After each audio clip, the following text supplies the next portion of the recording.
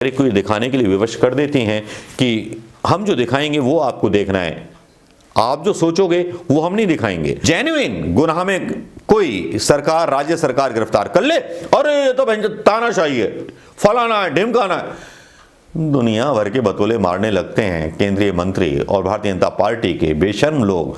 जो बेशर्म लोग हाथरस की घटना पर नहीं बोलते, जो दीदी की कमजोरियां नहीं मिल रही हैं तो वहां भी हिंदू मुस्लिम फैलाया जा रहा है, एनआरसी सीएसी का मुद्दा फैलाया जा रहा है। लेकिन ये देश के लिए बहुत घातक है जब केंद्र की सरकार में बैठे हुए लोग खुद ही लोकतंत्र तोड़ दें, खुद ही संविधान तोड़ दें।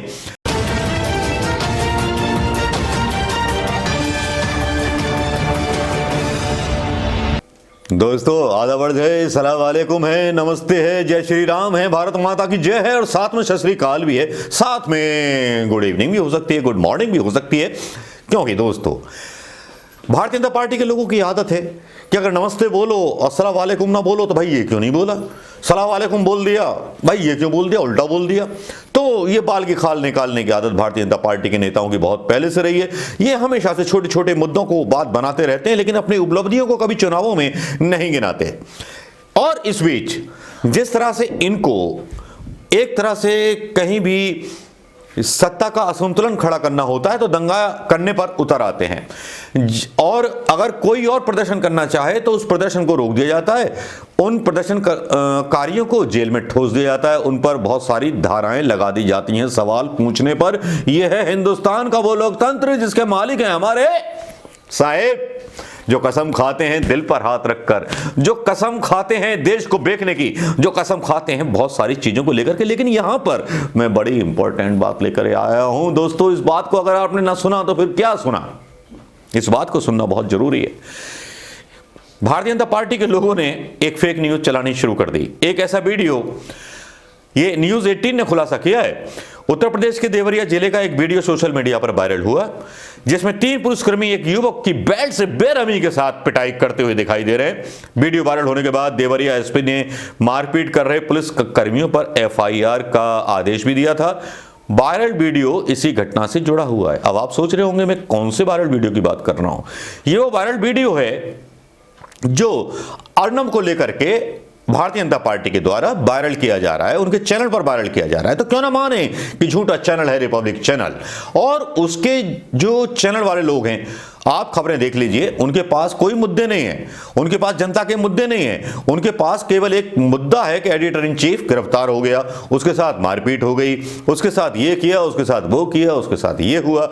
अब साफ है इसको भारतीय जनता पार्टी के प्रवक्ता गौरव गोयल समेत कई social media user Arnab Goswami के इस वीडियो को मतलब शेयर कर चुके हैं और ये वीडियो जो है 10 महीने पुरानी है।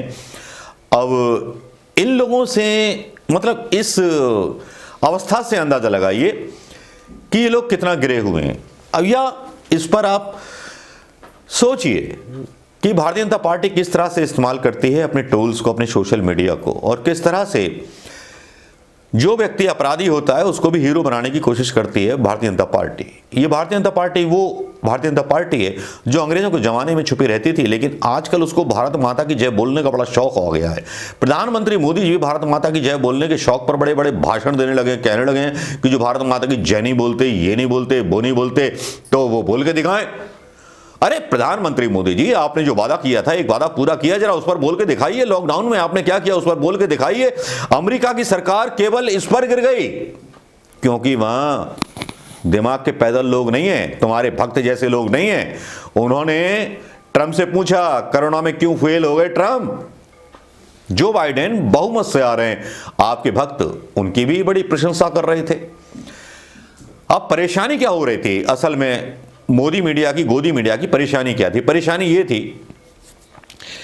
कि अगर ट्रंप चुनाव जीतते हैं तो मोदी जी को क्लीन चिट मिल जाएगी कि देखो साहब अमेरिका की जनता आपसे ज्यादा समझदार है, उन्होंने ट्रंप को राष्ट्रपति बना दिया।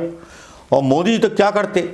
वैसे आजकल नड्डा ने बिहार के चुनावों में यह कहना शुरू कर दिया है मोदी जी ने तो बहुत रोक लिया, ट्रंप तो इसीलिए जा रहे हैं क्योंकि उन्होंने कोरोना की कोई देखभाल नहीं की।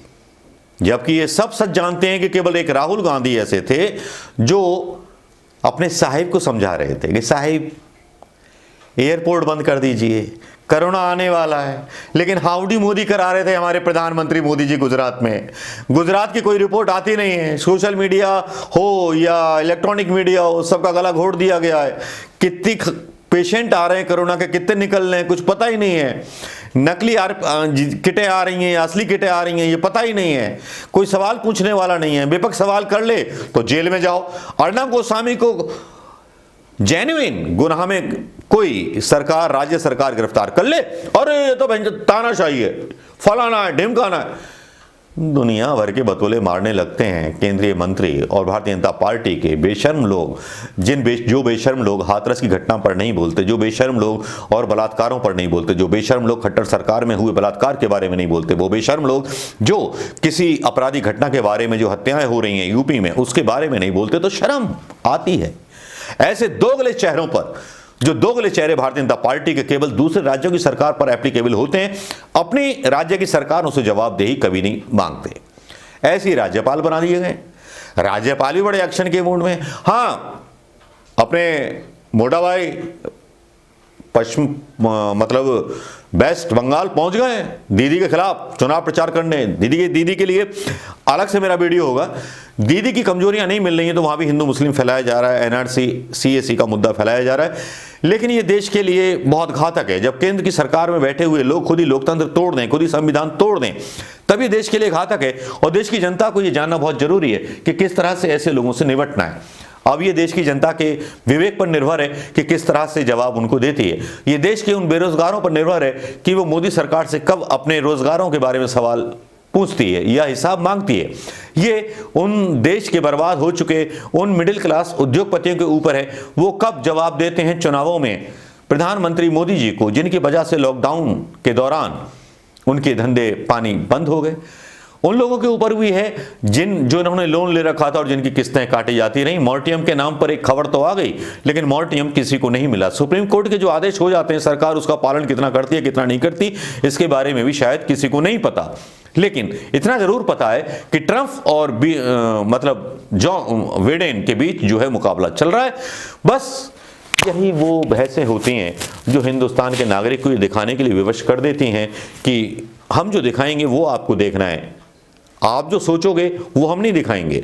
जो प्रधानमंत्री मोदी और अमित शाह साहब बोलेंगे वो हम दिखाएंगे, वो आपको देखना है, वो आपको सोचना है, उसी तरह से आपको सोचना है। अपने आप को बड़ा बुद्धिजीवी बना करके, जिनको अमेरिका के बारे में नहीं पता, कल तक बोल रहे थे बाइडेन आगे चल रहे थे, फिर भी बोल रहे थे ट्रंप जीतेंगे। लेकिन अब सबके जो हैं मतलब जो हैं तोतियां उड़ गई हैं। भारतीय जनता पार्टी की भी तोतियां उड़ गई हैं, सबकी तोतियां उड़ गई हैं। राजनाथ सिंह हालांकि कहने लगे कि हमारे कोई प्रभाव नहीं पड़ेंगे, लेकिन प्रभाव इतने पड़ेंगे कि बेटा देखते जाओ। बहुत तुमने टॉफियां खा ली, बहुत तुमने बेवकूफ बना लिया देश को, अब तुम पर सवाल जवाब होंगे धारा 370 पर, जरा देखते रहिएगा। राजनाथ सिंह जी अभी तो आया है ऊंट पहाड़ के नीचे। नमस्कार दोस्तों, जय हिंद।